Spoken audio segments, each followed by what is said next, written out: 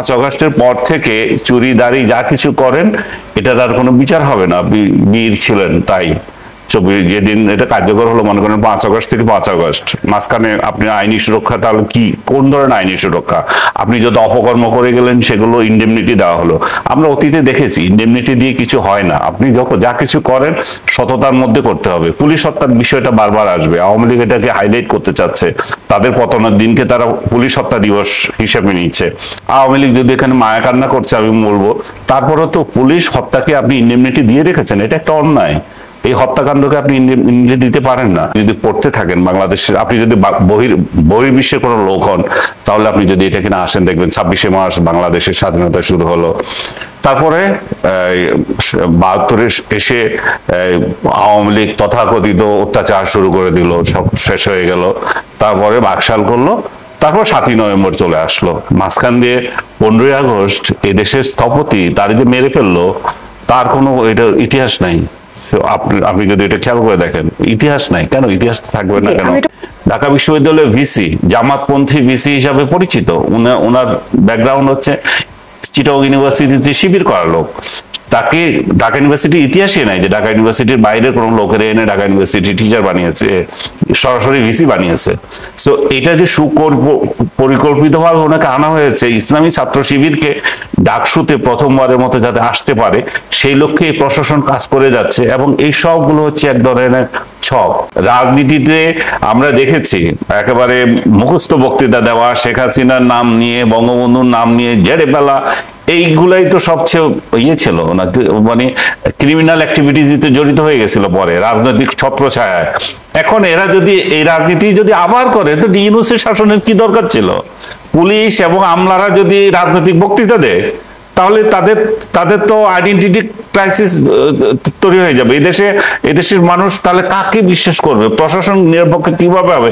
কি দরকার ছিল এতগুলো ছেলে জীবন যাওয়ার? এতে কন্টিনিউশনে থাকতো। আপনি আশা করছেন যে অবাধ নিরপেক্ষ একটা নির্বাচন হবে, আপনার প্রশ্ন যেটা ছিল না, এখানে হয়তো অবাধ হতে পারে, নিরপেক্ষ নির্বাচন তো এটা মোটেই হবে না। কারণ এই দেশে একটা প্রধান রাজনৈতিক দলকে নির্বাচন থেকে বাইরে রাখার চক্রান্ত এই সরকারই এটা চূড়ান্ত করেছে।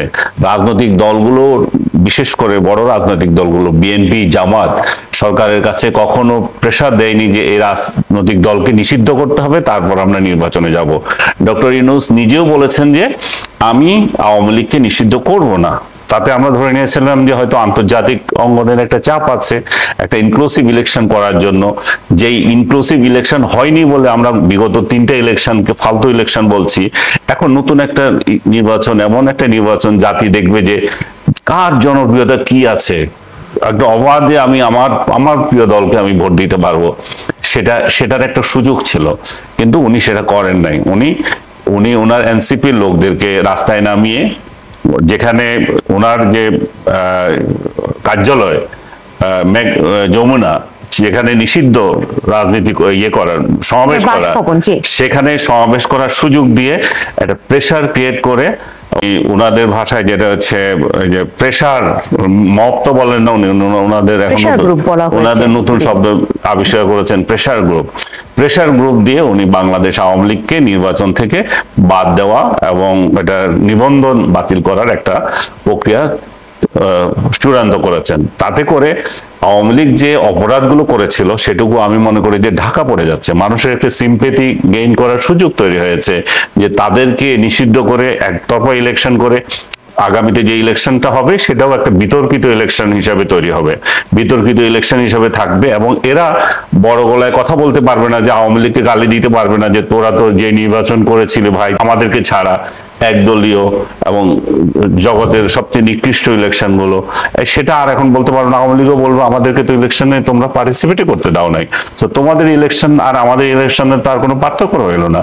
সেই দিক থেকে আমি মনে করি যে ডক্টর ইউনূস একটা বিরাট মিস্টেক করেছে যে আওয়ামী লীগকে নির্বাচন থেকে বাইরে রাখা। এবং আওয়ামী লীগ এইবার যদি নির্বাচনে অংশ নিত, আমি নিঃসন্দেহে মনে করি যে তাদেরকে জনগণ প্রত্যাখ্যান করত।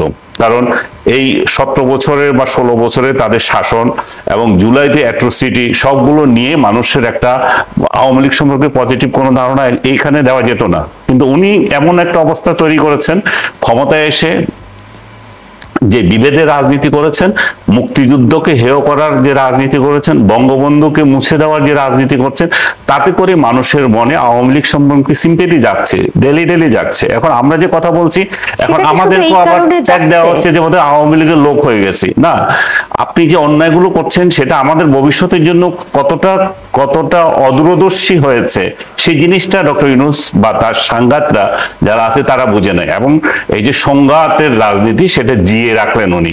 আমি মনে করি না যে এই ইলেকশনের মাধ্যমে বাংলাদেশে যে একটা স্থিতিশীলতা আসবে, সংঘাতের রাজনীতির অবসান হবে। আমি মনে করি এটা আরো বাড়বে ইলেকশনের পরে।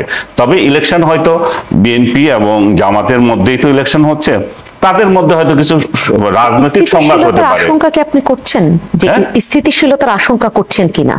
অস্থিতিশীলতার আশঙ্কা করছি। স্থিতিশীলতা কিভাবে করছি? স্থিতিশীলতা আশঙ্কা করবো না। স্থিতিশীলতার আশঙ্কা আমি বলছি যে স্থিতিশীল হবে না, সেই জায়গায় আশঙ্কাটা রয়েছে। এই ইলেকশনটা তো ফেয়ার হবে। ইলেকশনটা হয়তো ওনারা দুই দল যেহেতু আছেন, ভাগে যোগে মিলিয়ে হয়ে যাবে। বিএনপির হয়তো শক্তি বেশি, জামাত হয়তো প্রশাসনকে কবজা করে হয়তো অন্যভাবে ইলেকশন করতে চাইতে পারে। যা কিছুই হোক, জনগণের রায় তো আসবে। কিন্তু আমি বলছি যে অর্ধেক জনগণ বা বিরাট একটা অংশকে, অর্ধেক বলবো না, বিরাট একটা অংশকে বাদ দিয়ে যে নির্বাচন করছেন সেটা গ্রহণযোগ্য হবে না। এবং সেই গ্রহণযোগ্য যেহেতু হবে না, এই জন্য অস্থিতিশীলতা বাংলাদেশের মধ্যে টিকিয়ে থাকবে। এবং যে মব সংস্কৃতি ডক্টর ইউনূস চালু করে দিয়ে গেছেন, এটা তো মানুষ ভুলবে না। এটাই আবার কার্যকর হবে, এটাই আবার এই দেশে এই দেশকে অস্থিতিশীল করার ক্ষেত্রে ভূমিকা রাখবে। যোগ্য হবে। আপনার কাছে আমি আবারও ধাপে ধাপে আসবো। ডক্টর আসাদুজ্জামান রিপন, আপনার কাছে একটু শুনতে চাই যেটা এনসিপির পক্ষ থেকে বলা হয়েছে, এবং একেবারে এভাবে করেই বলা হয়েছে। আক্তার হোসেন বলেছেন যে নির্বাচন আয়োজনের আগেই সরকারের কাছে মাঠ প্রশাসনের নিরপেক্ষতা এবং লেভেল প্লেইং ফিল্ড নিশ্চিতের বিষয়ে নিশ্চয়তা আমরা চাচ্ছি। তো এই যে তারা চাচ্ছে, তাদের মাঝখানে নিঃসন্দেহে সংশয় রয়েছে লেভেল প্লেইং ফিল্ডের ব্যাপারে। না হলে তারা নিশ্চয়তা চাইবেন কেন? বিএনপিরও কি এরকম কিছু রয়েছে? ধন্যবাদ আপনাকে। এক নম্বর হচ্ছে যে আমরা সবসময় প্রশাসন নিরপেক্ষতার কথা বলি। সুষ্ঠু নির্বাচনের জন্য নিরপেক্ষ প্রশাসন লাগে। শুধু নির্বাচন কেন, ইভেন নির্বাচনের পরেও সুশাসন দেওয়ার জন্য নিরপেক্ষ প্রশাসন লাগবে।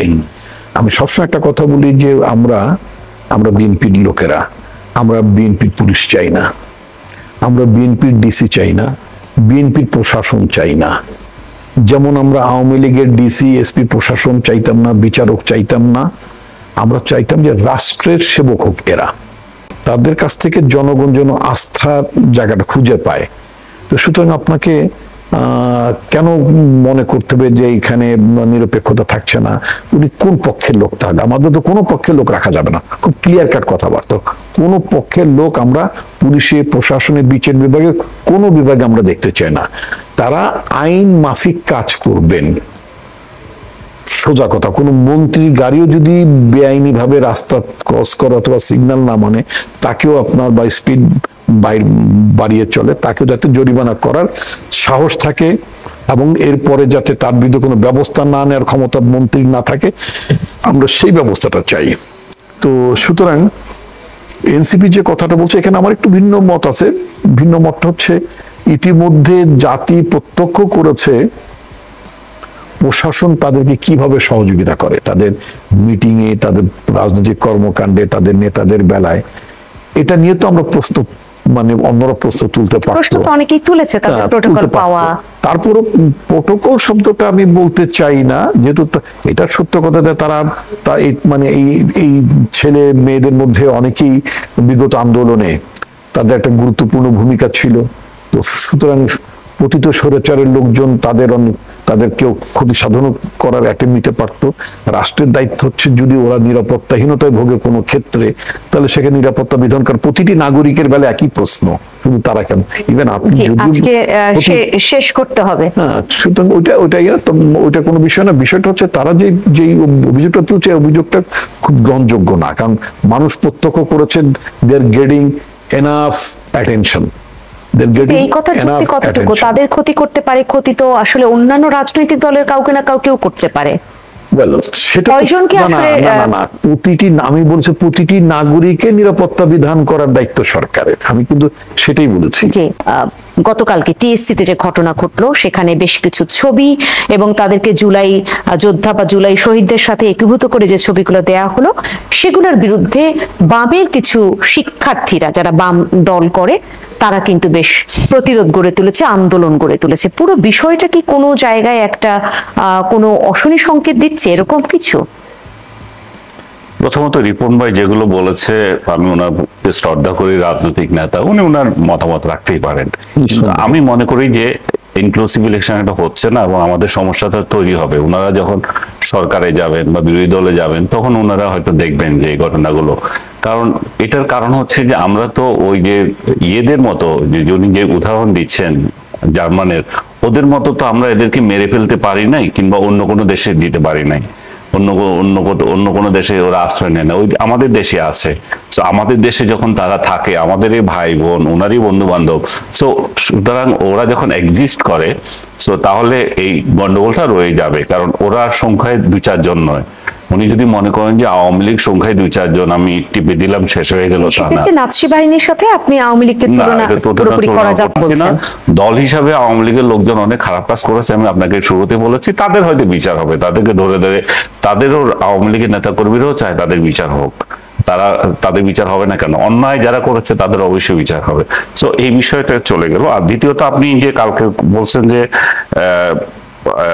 ইয়ে নিয়ে সংলাপ, আপনার ঘোষণাপত্র, জুলাই ঘোষণাপত্র, জুলাই ঘোষণাপত্রে তো 28 দফা, 22 দফাই ছিল। মনে করেন কি হলো, অতীতের ইতিহাস কোন প্রেক্ষাপটে আসলো, এই সমস্ত কর্মকাণ্ড।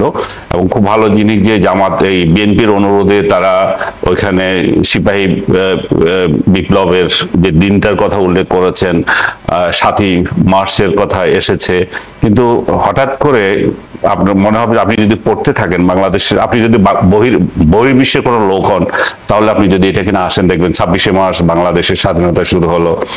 তারপরে 72-এ এসে আওয়ামী লীগ তথাকথিত অত্যাচার শুরু করে দিল, সব শেষ হয়ে গেল। তারপরে বাকশাল করলো, তারপর 7ই নভেম্বর চলে আসলো। মাঝখান দিয়ে 15ই আগস্ট এদেশের স্থপতি তার যে মেরে ফেললো, তার কোনো এটা ইতিহাস নাই। আপনি যদি এটা খেয়াল করে দেখেন, ইতিহাস নাই। কেন ইতিহাস থাকবে না কেন? আমি এটা পড়েছি, ওখানে আরো অনেকে অনেক বিষয়ে আপত্তি তুলেছেন। এনসিপির পক্ষ থেকে বলা হয়েছে অনেকগুলো আপত্তির মধ্যে একদম প্রথম যেটা বলা হয়েছে 47 কেন উল্লেখ নাই এখানে, সেটা তারা বলেছে। গণ অধিকার পরিষদ আবার অন্যভাবে এটার ব্যাখ্যা দিয়েছে যে কোটা লাস্টের দিকে এসে যে গতি পেল, এই যে 24-এর গণ অভ্যুত্থান যেখানে এসে পড়লো এবং শুরুটা হয়েছিল কোটা সংস্কার আন্দোলন, কেন কোটা সংস্কার আন্দোলনের উল্লেখ নেই? সংস্কার আন্দোলন যদি এত জরুরি হয়, পুরোটাই তো অভ্যুত্থানের কাহিনী আছে। কোটা সংস্কার কিভাবে আসছে সেটা তো অভ্যুত্থানের কাহিনীতে আসে। আর 47 যদি এসে থাকে তাহলে 71 সালে যে 18 কোটা সংস্কার কেন উল্লেখ নাই, এটা বলতেছেন। তারপরে আমরা নৃশংসতা, 71 সালে যে নৃশংসতাগুলো ছিল, এদেশ থেকে এমনি হয়ে গেছে। সেই নৃশংসতাগুলো কই? 30 লক্ষ বাঙালিকে যে মেরেছে, 3 লক্ষ নারীকে যে সম্ভ্রম হারা হয়েছে এবং পাকিস্তানি বাহিনীর দোসর ছিল যারা, তাদের কথা তো এখানে উল্লেখ নাই। আপনি যদি ওই উল্লেখই চান, যাই হোক, এর পরবর্তীতে আসেন আপনি যে প্রেক্ষাপটে এখানে বলা হলো জুলাই ঘোষণাপত্রে যে সংবিধানের তফসিলে অভ্যুত্থানকারী যারা ছিল তারা একটা বীরের মর্যাদা পাবে এবং আইনি এটাকে সংবিধান অন্তর্ভুক্ত করা হবে এবং যারা ছিল তার আইনি সুরক্ষা পাবে। তার মানে হচ্ছে যে 5 আগস্টের পর থেকে চুরি দাড়ি যা কিছু করেন এটার আর কোনো বিচার হবে না। বীর ছিলেন তাই যেদিন এটা কার্যকর হলো, মনে করেন 5 আগস্ট থেকে 5 আগস্ট, মাঝখানে আপনি আইনি সুরক্ষা, তাহলে কি কোন ধরনের আইনি সুরক্ষা? আপনি যত অপকর্ম করে গেলেন সেগুলো ইন্ডেমনিটি দেওয়া হলো। আমরা অতীতে দেখেছি ইন্ডেমনিটি দিয়ে কিছু হয় না। আপনি যখন যা কিছু করেন সততার মধ্যে করতে হবে। পুলিশ হত্যার বিষয়টা বারবার আসবে, আওয়ামী লীগ এটাকে হাইলাইট করতে চাচ্ছে। তাদের পতনের দিনকে তারা পুলিশ হত্যা দিবস হিসেবে নিচ্ছে।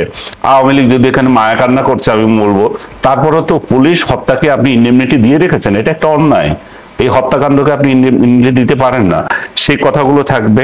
তারপরে সামনে যে আপনার যে সামনে কিভাবে আগাবে, বিশেষ করে আরেকটা পয়েন্ট এখানে খুব জরুরি মনে হয়েছে আমার, যে ফেসিবাদী যে পথ সুগম করেছে 111, এটা আমি এই ঘোষণাপত্রের সাথে আমি একদম একমত। কারণ শেখ হাসিনার যে কর্তৃত্ববাদী শাসন, এটা আমরা অনেকে অনেকভাবে দেখি, অনেকে অনেকভাবে দেখছেন যে শেখ হাসিনা এই করেছে, গুম অমুক তমুক করেছে। It's a absolutely continuation of 111 government. Sheikh Hasina মেশিনারিজের মধ্য দিয়ে এসছে। 111-এর 2 বছর যেটা চলেছে সেই মেশিনারিজই শেখ হাসিনাকে চালিয়ে আনছে। সো এই অংশটুকু বলা হলে ভালো হতো যে এটা কিভাবে আসলো, এই ফেসিবাদ গুলো আসছে ওইখান থেকে। মানে আমি যদি বলি যে আজকে দিনভর নানান জনের যে আপনাকে শেষ মন্তব্য। করে দিই, আপনি আরেকটা প্রশ্ন করেছিলেন যে টিএসসির যে ঘটনাগুলো, টিএসসির এই বিষয়টা ছিল 24-এর আন্দোলন, 24-এর আন্দোলনের ছবি প্রদর্শনী। সেখানে আপনি কেন যুদ্ধাপরাধী হিসাবে যারা আছে তাদেরকে এখানে তুলে আনবেন? তাদেরকে তুলে আনা হচ্ছে যে একটা প্ররোচনা দেওয়া, এখানে এক ধরনের মুখোমুখি হওয়া। আমি থ্যাঙ্কস দেব যে বাম রাজনৈতিক দলগুলো যারা প্রতিনিধি ছিল, সাধারণ ছাত্র এবং ছাত্র দল, তারা এটার প্রতিবাদ করেছে। প্রতিবাদের প্রেক্ষিতে তারা এগুলো সরিয়ে নিয়েছে। সরিয়ে নিয়ে চালাকি করে আজকে আবার বেগম জিয়ার ছবি দিয়ে আবার একই কাণ্ড করছে যে বেগম জিয়াও এভাবে নির্যাতিত হয়েছিল, বিচার পায় নাই অমুক। তার মানে কি, বেগম জিয়ার যদি বিচার পায় নাই এটা প্রথম দিন দিতে। যুদ্ধাপরাধী 6 জনের ছবি দিয়ে একটা ইয়ে তৈরি করে পরের দিন এটা দেওয়ার মানে কি? পরের দিন এটা দেওয়া মানে ছাত্রদল যাতে প্রতিরোধ করতে না পারে। তাহলে দেখা যাচ্ছে যে সাধারণ ছাত্রদের বোঝার আছে যে জামাত এখনো ক্ষমতায়, আমি বলবো যে আমি প্রায় সময় বলি যে এই সরকারের এক পকেটে জামাত আর এক পকেটে রয়েছে এনসিপি, এবং ওই পকেটে বসে তারা এখন এটা করতে পারছে। ঢাকা বিশ্ববিদ্যালয়ের সামনে ইলেকশন আসছে, ডাকসু ইলেকশনে এরা যদি ক্ষমতা পায়, ঢাকা বিশ্ববিদ্যালয়ের ভিসি জামাতপন্থী ভিসি হিসাবে পরিচিত, ওনার ব্যাকগ্রাউন্ড হচ্ছে চিটাগং ইউনিভার্সিটিতে শিবির করা লোক। তাকে ঢাকা ইউনিভার্সিটির ইতিহাসে নাই যে ঢাকা ইউনিভার্সিটির বাইরের কোনো লোকের এনে ঢাকা ইউনিভার্সিটি টিচার বানিয়েছে, সরাসরি ভিসি বানিয়েছে। সো এটা যে পরিকল্পিতভাবে ওনাকে আনা হয়েছে ইসলামী ছাত্র শিবিরকে ডাকসুতে প্রথমবারের মতো যাতে আসতে পারে, সেই লক্ষ্যে এই প্রশাসন কাজ করে যাচ্ছে, এবং এই সবগুলো হচ্ছে এক ধরনের ছক। এই ছাত্র শিবির, ছাত্র সমাজের যে বিশেষ করে এখন ছাত্র শিবিরকে নিয়ে কথা হচ্ছে, ছাত্র সমাজটার ওই অর্থে এখন নেই। আর তার পাশাপাশি ডাকসু নির্বাচনটাও সামনে, এই জন্যই এই আলাপগুলো ঘুরে ফিরে ঢাকা ভার্সিটির ক্যাম্পাসে তো বারবার আসছে। হ্যাঁ, আপনি যেটা রিপন ভাইয়ের সময়, আমরা তখনকার ছাত্র, তো ওই সময় ছাত্র শিবির এবং এরশাদের পার্টি ছাত্র সমাজকে নিষিদ্ধ করা হয়েছিল। আমার মনে হয় এত দীর্ঘদিন পরে এসে, এত সময় পরে এসে এটার আর মানে কার্যকরিতাও থাকে না, কারণ সমাজ পরিবর্তিত হয়ে গেছে। ইসলামী ছাত্র শিবির এখন সব কয়টা ইউনিভার্সিটিতে ওপেন। সো এখানে তাদের, এবং তারা নিষিদ্ধ সংগঠন নয়, যেহেতু নিষিদ্ধ সংগঠন নয়, তাদের ইলেকশন করা বা গণতান্ত্রিক প্রক্রিয়ায় অংশ নেওয়া, এটাতে আমি খুব একটা অপরাধ মনে করি না। অপরাধ হচ্ছে এটাই, তারা যাতে ইতিহাস বিকৃত না করে, তারা যাতে ছাত্রদের মাঝে তাদের যে নৃশংস রাজনীতি সেগুলো যাতে বিস্তার না করে, এবং প্রশাসন এটা যাতে সতর্ক থাকে। আর আরেকটা যেটা বলছিলেন, জাতীয় রাজনীতিতে তো ট্রেন চালু হয়ে গেছে, এটা নিয়ে তো আর জি না, এটি যেহেতু আপনি স্পষ্ট করলেন, আমি আরেকটি প্রশ্ন আপনার কাছে একটু শুনতে চাই। সেটা হচ্ছে নির্বাচনের আগে, যেটা স্বরাষ্ট্র মন্ত্রণালয় থেকে আজকে স্বরাষ্ট্র উপদেষ্টা বলেছেন যে ত্রয়োদশ জাতীয় সংসদ নির্বাচনের আগে এসপি এবং ওসিদের একেবারে লটারি করে তারপর তাদেরকে সব পরিবর্তন করা হবে, তাদের পদায়ন করা হবে, এটা তারা করবেন। আর বাকি থাকলো ডিসি ইউএনও, সেটা স্বরাষ্ট্র মন্ত্রণালয় যেহেতু করতে পারবে না, কারণ ওটা হচ্ছে জনপ্রশাসন মন্ত্রণালয়ের অধীনে ডিসি আর ইউএনরা থাকেন। সেক্ষেত্রে তাদের সিদ্ধান্ত আলাদা হবে, আর এদের সিদ্ধান্ত তফসিলের আগেই সেই লটারির মাধ্যমে পদায়ন হবে।